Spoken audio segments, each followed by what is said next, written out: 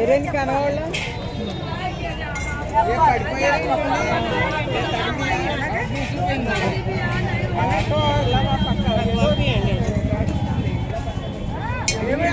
ఎక్కడికి వచ్చినాం మనం? మాధవేశ్వరి, అలహాబాద్లోని ప్రయాగ్రాజ్లో మాధేశ్వరి శక్తిపీఠము.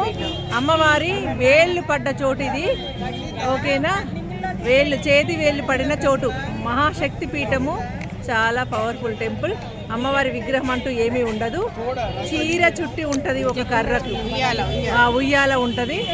చక్కగా దర్శనం జరిగింది, చాలా బాగుంది. ఓకే.